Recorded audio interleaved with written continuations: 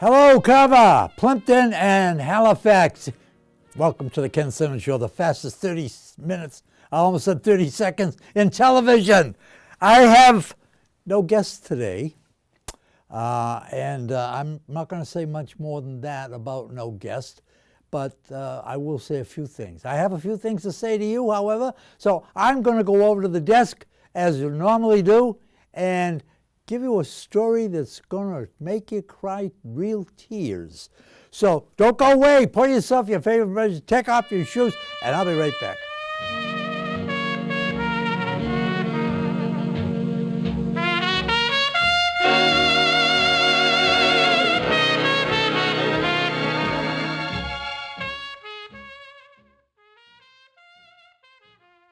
Okay, I'm back. Glad to be. I'm awfully glad you're out there. You know, before I go any further, I always forget this.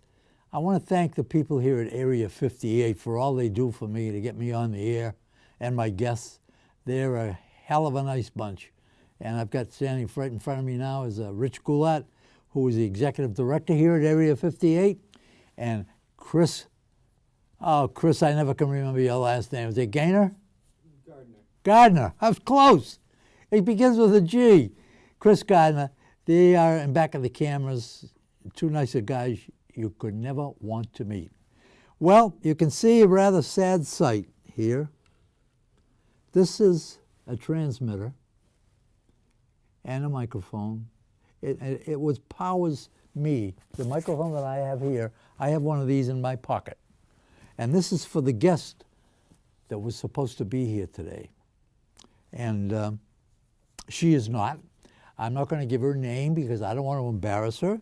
A lot of people don't like to get in front of a camera, and that's sad because she's got a great story to tell, and she just didn't see fit to show up. So guess what?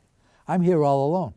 As you can see on my beautiful Johnny Carson set that Area 58 set up for me, there's an empty seat. If this was live, I would invite anybody out there to come and sit in that seat, and I would reward them with a nice lunch at Mamma Mia's, accompanied by me. I just have one of the cameramen heading my way. However, I have some stories to tell. I have some chastisement to give. I have some yak, and I hope you'll be polite enough to sit there and listen. Number one, I want to pay a very big plug. I want to say some accolades about the VA, Veterans Administration, here in Massachusetts. I cannot speak for the rest of the country. I hear a lot of bad things about the VA. They do this, they don't do that, they have to this, they that, ba. I have not found the VA here in Massachusetts that way, and yet I even hear from some veterans of a bad deal they got from the VA, and I can't understand it. They've been my primary care provider for 15 years now. I think, as you know, I'm a diabetic, and I'm getting a little long in the tooth. The years are flying by. I can't believe it's almost February, for example. That's just too fast, just too quick. I don't need all that action. So, let me tell you about an incident the VA performed for me just as recently as yesterday. Yesterday, the 22nd of January. I never give out a date because I don't know when you're going to see this. You might be seeing it in July. But yesterday, the 22nd of January, I had an appointment at the VA hospital in Jamaica Plain. The issue is my eyes, and I'm not going to go into a lot of detail about that because that's a very long, boring story that you're not interested in. But I had to be there at 9 o'clock yesterday morning. Okay, I said, no problem. I like an early appointment. Get in, get it over with, get out, have lunch, go, the day is yours. But you know what? At my age, all the friends I had are gone, are going, and nobody could drive me in. Now, I can drive myself in, but I couldn't drive myself back. Any of you people that your eyes dilated, you know what I'm talking about. It's not so bad when you're younger. You could probably do it. But I tried it one time about a year ago, and driving through Boston with blurry eyes and slow reflexes is not my idea of something safe to do. But I couldn't find anybody. I called all kinds of people, and I'm not going to name them because they couldn't do it for one reason or another, one very good reason or another. My kids work, and they would have lost a day's pay. My daughter-in-law works, she would have lost a day's pay. So I called Jamaica Plain. I said, I got to cancel. And they said, all right, why? I said, because, and I told them the reason, I didn't have anybody to drive me back home. And she said, this lady in the VA in Jamaica Plain said, I'll call you back in an hour. I said, call me back for what? I want to cancel. She said, I'll call you back in an hour. Shut up. So I did. I shut up. And it wasn't an hour. It was a couple hours maybe. And she said, there'll be a man in a van. There's a little poetry there. There'll be a man in a van in your driveway in Carver at 7 a.m. on the 22nd of January. And he will take you in here to Jamaica Plain and wait for you and bring you back home. Free. VA pays for it. Now, I don't know how you people sitting there feel about that. You're taxpayers and, get right down to the nitty-gritty. Taxpayer money pays for whatever happens to veterans. And I think most veterans are worth it. Now, I'm not one of them, but look what they did for me. Look what they did for me. I think that is spectacular. Don't tell me anything about the VA, because I'm going to give you an argument every time you give me an argument. They picked me up. He wasn't there at 7 o'clock. He was there at 5 past. That's incredible, because I live in South Meadow Village, and that's a little complicated to get around, to find your way around. But he was there. And he did not wait for me. He had other things to do. But when I was ready to go, they made a phone call for me, and 5 minutes later, there was a van and a man there to take me home. And he took me home, and very pleasantly, by the way, he's a very pleasant guy. We had a great conversation all the way in, all the way back. Thank you, VA. Thank you, taxpayers. Thank you, everybody. I really, really appreciate that. All right. That's item number 1 I want to get off my chest. Item number 2, I issue an invitation time after time after time to come on the show. It's a lot of fun. I want to talk about your life. Maybe you were a nurse during the Second World War. Maybe you were a nurse during the Iraqi War, or a service lady, a service guy, somebody that would like to come on and tell their story. Maybe you've got a drug problem in your family that you've beat. Maybe you've got an alcohol problem in your family that you beat or have beaten or are beating. Come on and tell the story. It's all free. I'm not a bad guy. You don't have to say any.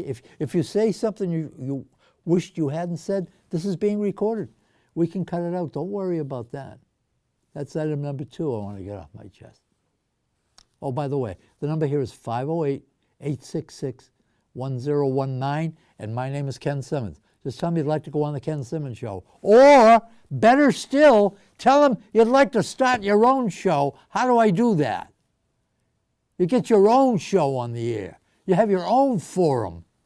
Believe me, I guarantee you, if you've got the slightest ego, you're going to enjoy it. Because these guys, they don't make fun of you. Believe me, they don't make fun of you. They know you're brand new at it. They give you all the help you're going to need. All you got to have is one item you've got to have, in my opinion, after doing this for quite a while, is a personality. Something you can project, something that, and it's not easy to do.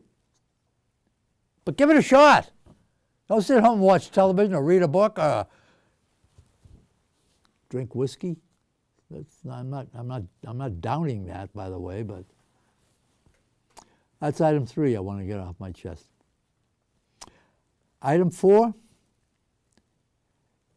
that's I don't even know whether I should get involved. Yeah, I'm going to anyway. As you know, I was a hairstylist. I've done heads of hair, hundreds, if not thousands of women in a lot of countries around the world, in most states. And I found it to be, I always said, I never worked a day in my life. Being a hairdresser for me was like having a license to steal. I enjoyed it that much. I enjoyed being with women. I found women, once they got to know you and trust you as a male, they became pals. They were friends. And I valued that friendship to this day. But I have to say this. If a lady came into my salon who's been there several times before, she'd come in, put her arms around you, or slap you on the back, or give you a kiss on the cheek. It was just it didn't mean a thing. It was just a friendly thing to do. Women feel awkward shaking hands, so they hug you or give you a little peck on the cheek. Now, however, I'm almost afraid to say, gee, Mary, you look very pretty today. That's harassment. I don't know how to handle that anymore. If I were a young man today and I was going on a date with a girl my age, and we were 20 or 21, what do you do now? What do you say? I don't know how to handle that. By no means a misogynist. Do you know what a misogynist is? I just found out what a misogynist is. It's a person who's kind of like antisocial, doesn't like people, but particularly women. Imagine a guy that doesn't like women.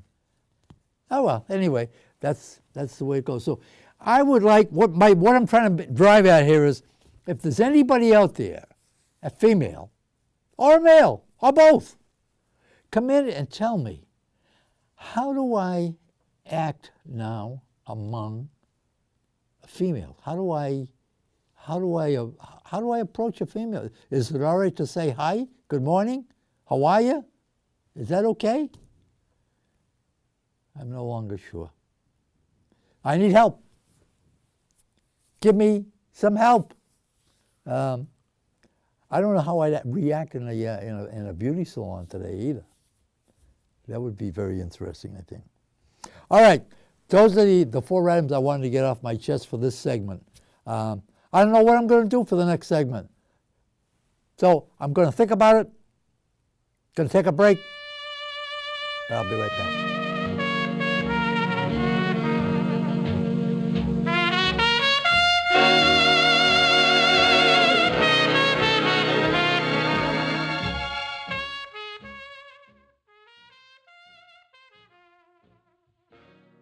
All right, we're back, and the first segment we did not have a guest. Remember, I told you the guest didn't show up, and et cetera, et cetera. And but now at this segment, I do have a guest. She's the star of the Chloe and Me show. If any of you have ever seen that show, I think it's an adorable show. I treasure those discs. I treasure those shows because they show an individual, a creature who is full of love. And here she is here today. Hi, Chloe. How are you? Is everything okay with you? I got a few questions for you. If you want to answer them, just shake your head yes for this and no for that, all right? And how do you feel? How do you feel being in front of the camera? Oh, yeah, well, she sometimes it get a little temperamental and doesn't want to answer any questions at all. But take a look at that face. See, look at that camera over there. Can you look at that camera? Look over there. See it? It's that beautiful face. That's a beautiful girl, and she's my very best friend. Now, you sit there for a while, and I'll get right back to you, all right? Okay. Thanks for coming on board today, by the way. You kind of bailed me out. You're beautiful. I love you. My best friend, ladies and gentlemen, Chloe Simmons, the star of Chloe and Me. All right, let's talk a little bit about future shows. I'm kind of proud of this show. It's relatively new, and it's not easy to get people to come on, but suddenly some people have called or hinted around that they'd like to go on. I have a name in front of me. We're supposed to be on with him on the 30th of January. That'd be next week. But that's not sure. He's a very busy guy, and we have not nailed down a date yet. So if he doesn't show up on that date, that's not his fault. It's not our fault either. It's just one of those things. His name is Jack Kochion, and he is the head of, help me, Rich. South Shore Community Access. Action Council. South Shore Community Action Council. Am I right? South Shore Community Action Council. Jack Kochion. I hope he'll be on. I never met the man. As you know, I don't like to meet any of my guests before I see them because I like the spontaneity of asking a question and having them be flabbergasted. And that's okay. So we look forward to that. And Lisa, if you're listening, Lisa, God love you, Lisa from YPAC, I can't remember your last name. So I'm going to say Lisa from YPAC has hinted that she would like to have a show from YPAC. You know what YPAC is, Young People's Alliance Council? Alliance of Carver. Young People's Alliance of Carver. It's been around for quite a while. They've moved a couple of times. They moved one more time. They're still in the high school. But she would like to bring a couple of guests on and talk about something. Again, I don't know what, but that's upcoming. And the Secretary of the VA of the entire state, the entire Commonwealth of Massachusetts is going to be on my show on February 20th. That's a pretty firm date, but you have to understand that these guys are very, very busy. And if something comes up where he's been called out of town or he has to do this or do that, I will understand because he's already made that point clear to me. But at the moment, he's coming all the way out from Boston, his office is in Boston, to be on this show in Carver, Massachusetts for a half an hour. I think, how much more flattered can I be than that, than all these people who have important positions in the Commonwealth, in the town, are in your hearts. So again, I issue the invitation that you people should come on board. Julie Johnson. I'm sorry I didn't get that. Julie Johnson's willing to come on again too. Julie Johnson, Johnson. Who's that? therapist. Oh yeah, is she coming back on? Dr. Johnson. Dr. Julie Johnson. Excuse me, folks. At my age, I can get away with this stuff. Julie Johnson is going to come back on. Now, she was a sex therapist from Plymouth, and I was very intimidated by her because I didn't know what questions to ask. This is a family show, and I intend to keep it that way for the most part. And if she's coming back on, that would be great. And you know what? If she's coming back on, you people, you women, you men, if you have any questions, write them down, phone them in here. We'll make a list of your questions, and we'll ask them. Be like a live show. Be like you're here, but you're not. I'll ask your questions for you. Julie Johnson. All right. Again, I issue the invitation to come on board here, to do your own show, to come in, let them teach you how to edit, sound, lighting, microphone technique, personality projection. That's a tough one to teach. They don't really teach that. They just tell you that you gotta come out with a good smile in your voice. You know, when we used to do radio, they always used to say, you haven't got a smile in your voice. You gotta have a smile in your voice. And that's true too.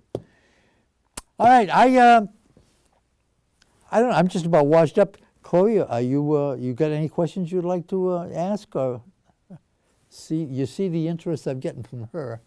She is totally absorbed in this show. Hey, Chloe, let's go. You want to go? Want to get some lunch? Want to go for a ride? All right. Look, I'm going to cut this a little short because I don't have anything else to say. I have anything else to do. Tell the Chloe story, how she came about to come to you. I didn't hear that, Rich. Tell the story of how Chloe came to be with you. Oh, the cameraman said, tell the story of how Chloe came to be with you. All right, I'll tell that story. my wife was sick for quite a few years.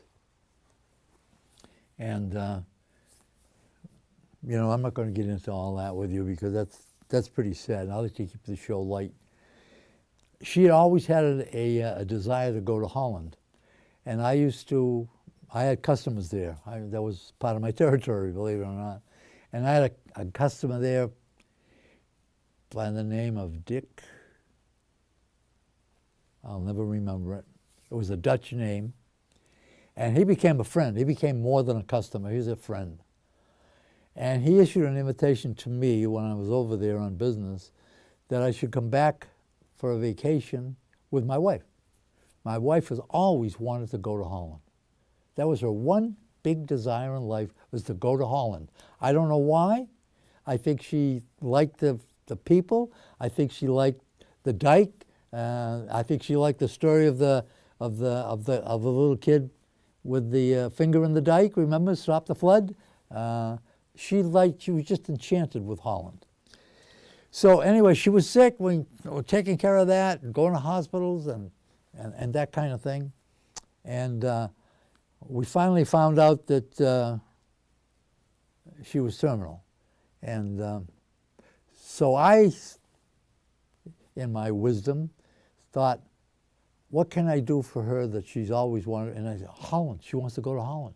So I started to get passports ready and make preparations to go. I even called Dick over in Holland. He said, yes, we've got a room for you here. You let us know the day you'll be here. We'll pick you up in Amsterdam. And I said, well, this is working out good. And she found out what I was doing. I wasn't trying to keep it secret, by the way.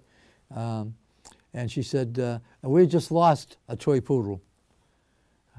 She died. She was 16 years old. She died in my wife's arms. And so I said, she said to me, I really don't want to go to Holland. Well, I really think that she was probably not feeling well enough to go. She said, what I'd like is a poodle. I said, you want another poodle? And she said, yes, that's what I'd really like. I don't want to go to Holland. I said, okay. So I got on the computer and I went all over the country and nobody was breeding poodles at that time. I got hold of a lady in California and she said she just had a litter, but they're all gone. But she has a friend in Rhode Island who had a litter. She knew that.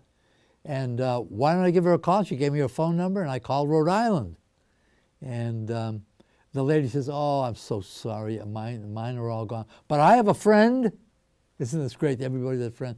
I have a friend who breeds poodles, toy poodles, in Lowell, Massachusetts.